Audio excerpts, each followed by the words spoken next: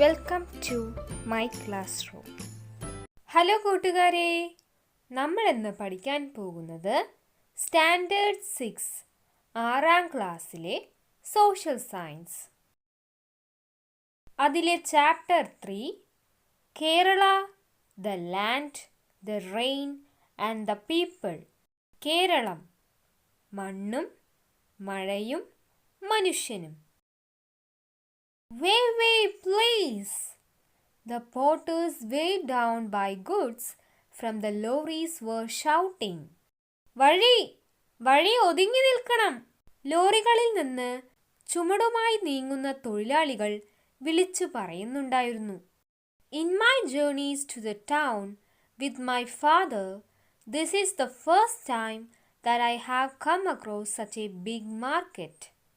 അച്ഛനോടൊപ്പം പട്ടണത്തിലെത്തിയ ഞാൻ ആദ്യമായാണ് ഇത്രയും വലിയ പച്ചക്കറി കമ്പോളം കാണുന്നത്. എത്ര വലുതാണ് ഈ കമ്പോളം! Pumpkins and cucumbers are heaped. മത്തനും വെള്ളരിയും മല പോലെ കൂമ്പാരം കൂട്ടിയിരിക്കുന്നു. Snake gourd, carrot, cabbage, banana, ladies finger, bitter gourd. How diverse are the vegetables! പടവലങ്ങ, ക്യാരറ്റ്, ക്യാബേജ്, വാഴക്കുല, വെണ്ടയ്ക്ക, പാവയ്ക്ക, എത്രയെത്ര തരം പച്ചക്കറികളാണിവിടെ. As it was the day after a holiday, the market was busy. അവധി കഴിഞ്ഞുള്ള ദിനമായിരുന്നതിനാൽ നല്ല തിരക്കായിരുന്നു. Where do these vegetables come from? എവിടെ നിന്നാണ് ഈ പച്ചക്കറികളൊക്കെ എത്തുന്നത്? My father mentioned the names of a few places such as Mysuru, Ooty, Mettupalayam, Kumbam, Theni, Odanchitram and Nagarkoil. Mysuru, Ooty, Mettupalayam, Kambam, Odanchitram, Nagercoil എന്നിങ്ങനെ കുറേ സ്ഥലങ്ങളുടെ പേരുകൾ അച്ഛൻ എനിക്ക് പറഞ്ഞു തന്നു. The lion's share of our staple food, rice, comes from far off places like Simandra and Odisha.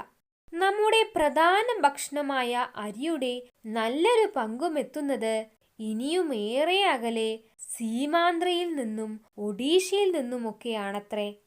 I realized that most items like chili, coriander and pulses come from other states. മുളക്, മല്ലി, പയർ, കടല കേരളത്തിന് പുറത്തു നിന്നും എത്തുന്ന സാധനങ്ങളാണ് ഒട്ടുമിക്കതും എന്നെനിക്ക് ബോധ്യമായി. What about flowers? ഇനി പൂക്കളോ? Flowers like jasmine, chrysanthemum, marigold and lotus that are sold in Kerala also come from beyond the border. മുല്ലപ്പൂ, ജമന്തി, ചെണ്ടുമല്ലി, താമര എന്നിങ്ങനെ കേരളത്തിൽ വിറ്റഴിക്കപ്പെടുന്ന പൂക്കൾ എത്തുന്നതും അതിർത്തികൾക്കപ്പുറത്തു നിന്നു തന്നെ. Why don't we have to bring most of the vegetables, flowers and cereals that we needed from other states? നമുക്ക് വേണ്ട പച്ചക്കറികൾ, ഫലവ്യഞ്ജനങ്ങൾ, പൂക്കൾ തുടങ്ങിയവയിൽ ഭൂരിഭാഗവും അന്യ സംസ്ഥാനങ്ങളിൽ നിന്നും കൊണ്ടുവരേണ്ടി വരുന്നത് എന്തുകൊണ്ടായിരിക്കാം? Previously, such a trend was confined to the towns alone. ഒരു കാലത്ത് പട്ടണങ്ങളിൽ മാത്രമാണ് ഇത്തരത്തിൽ പുറത്തുനിന്നും പച്ചക്കറികളും പൂക്കളുമൊക്കെ എത്തിയിരുന്നത്. But now it has become common in rural areas as well. ഇന്ന് നമ്മുടെ നാട്ടിൻപുറങ്ങളിലും ഇതുതന്നെ സ്ഥിതി. Can't we cultivate these vegetables, flowers and cereals? പച്ചക്കറികളും ഭക്ഷ്യധാന്യങ്ങളുമൊക്കെ നമുക്ക് തന്നെ കൃഷി ചെയ്തുകൂടെ? What are the essential factors required for the cultivation? ഇതിന് എന്തൊക്കെയാണ് അടിസ്ഥാന ഘടകങ്ങളായി വേണ്ടത്? ഫെർട്ടൈൽ സോയിൽ, വളക്കൂറുള്ള മണ്ണ്, ഫേവറബിൾ ക്ലൈമറ്റ്, അനുയോജ്യമായ കാലാവസ്ഥ, അവൈലബിലിറ്റി ഓഫ് വാട്ടർ, ജലലഭ്യത, മാൻ പവർ, മനുഷ്യാധ്വാനം. You may add more to this list.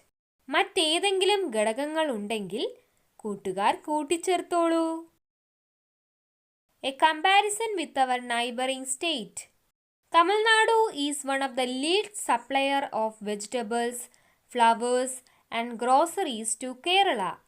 കേരളത്തിലേക്ക് പച്ചക്കറികളും പൂക്കളും പലവ്യഞ്ജനങ്ങളും എത്തിക്കുന്നതിൽ തമിഴ്നാടാണ് മുന്നിൽ. Shall we compare the agricultural situations in Kerala and Tamil Nadu? തമിഴ്നാട്ടിലെയും കേരളത്തെയും കാർഷിക സാഹചര്യങ്ങൾ നമുക്കൊന്ന് താരതമ്യം ചെയ്താലോ?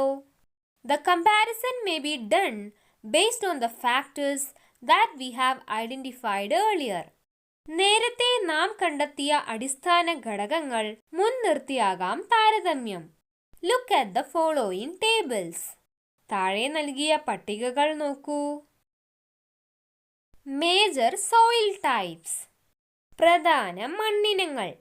Kerala, Tamil Nadu.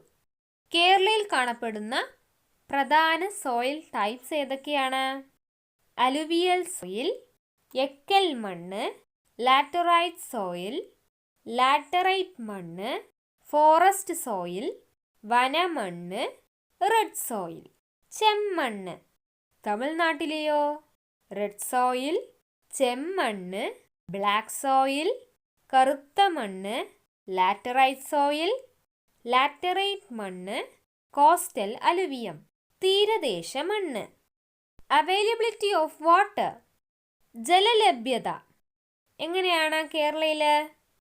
Annual rainfall of about 300 centimetre. വാർഷിക മഴ 300 സെൻറ്റിമീറ്റർ. 44 റിവേഴ്സ്, 44 നദികൾ. As rainfall is sufficient, irrigation is not necessary in most places. മഴ ലഭിക്കുന്നതിനാൽ പലയിടങ്ങളിലും ജലസേചന സൗകര്യങ്ങളുടെ ആവശ്യകതയില്ല. തമിഴ്നാട്ടിൽ എങ്ങനെയാണ്? Annual rainfall is about 95.9 centimetre. വാർഷിക മഴ 95.9 സെൻറ്റിമീറ്റർ. 14 റിവേഴ്സ്, 14 നദികൾ. As rainfall is scanty, irrigation is essential. മഴ കുറവായതിനാൽ ജലസേചന സൗകര്യം വ്യാപകമായി ഏർപ്പെടുത്തേണ്ടതുണ്ട്. Kerala and Tamil Nadu have almost the same soil types. കേരളത്തിലും തമിഴ്നാട്ടിലും ഏതാണ്ട് ഒരേ തരത്തിലുള്ള മണ്ണിനങ്ങളാണ് കാണപ്പെടുന്നത്. But alluvial soil which is ideal for agriculture exists in Kerala.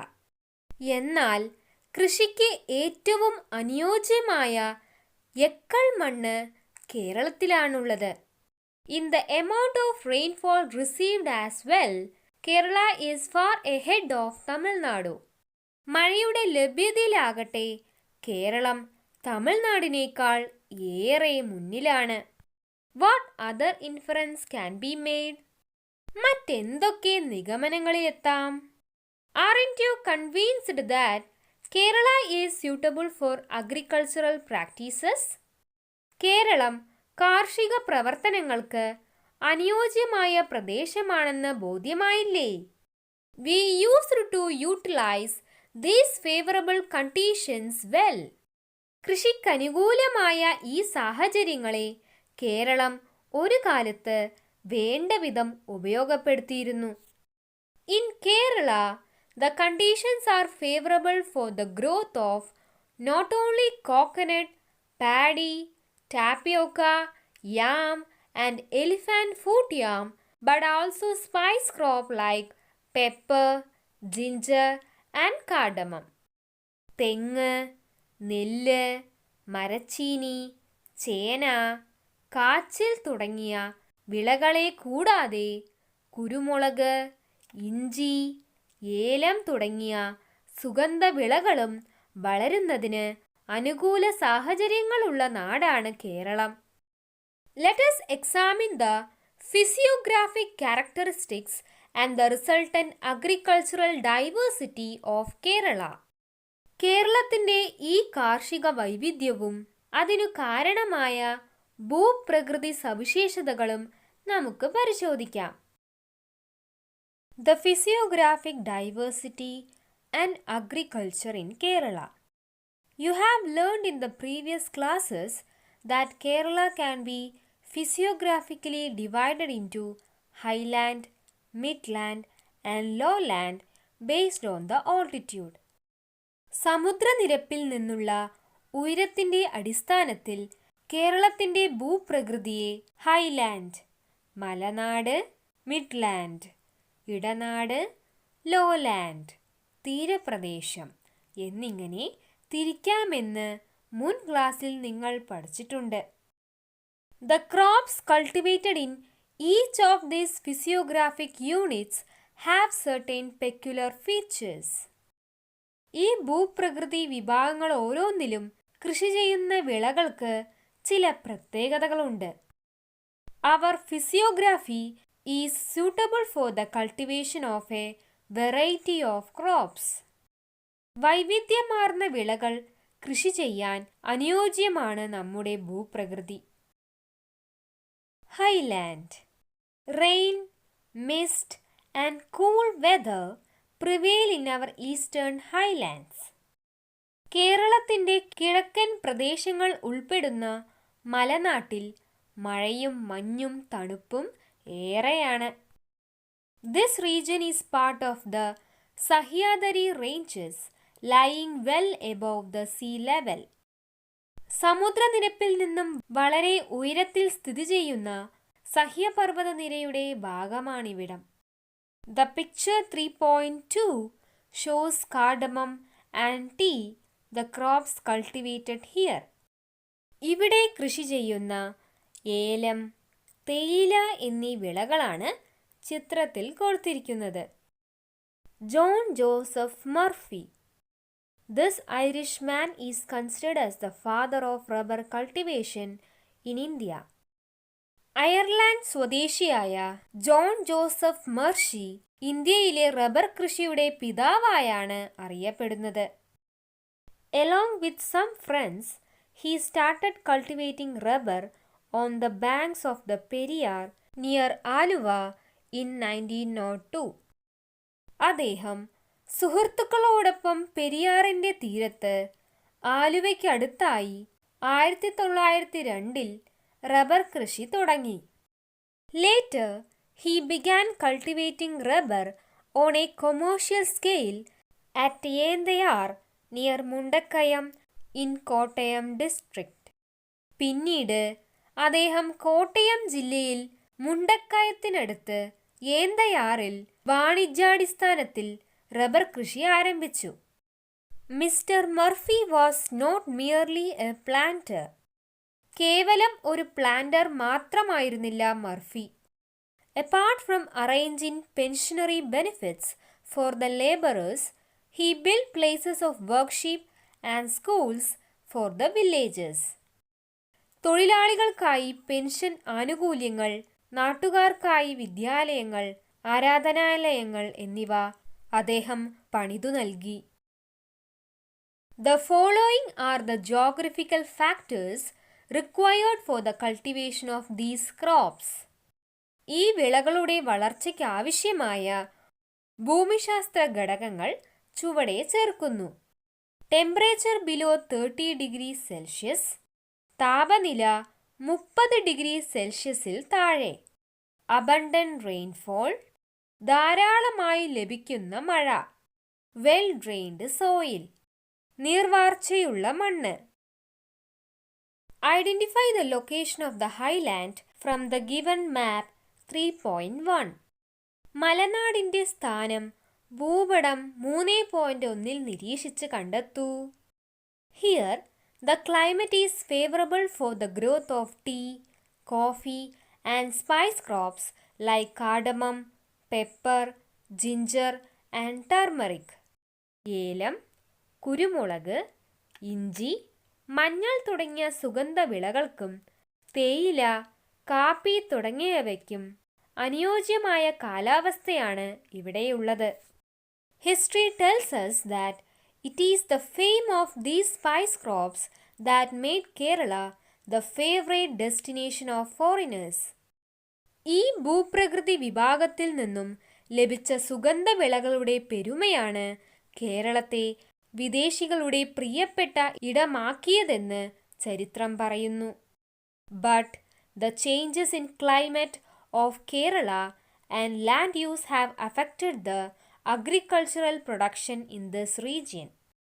എന്നാൽ കേരളത്തിൻ്റെ കാലാവസ്ഥയിലും ഭൂവിനിയോഗത്തിലും വന്ന മാറ്റങ്ങൾ ഈ മേഖലയിലെ കാർഷിക ഉൽപാദനത്തെ ഏറെ ബാധിച്ചിട്ടുണ്ട്. Midland. The Midland is sandwiched between the Lowland and the Highland. തീരപ്രദേശത്തിനും മലനാടിനുമിടയിലാണ് Idanad.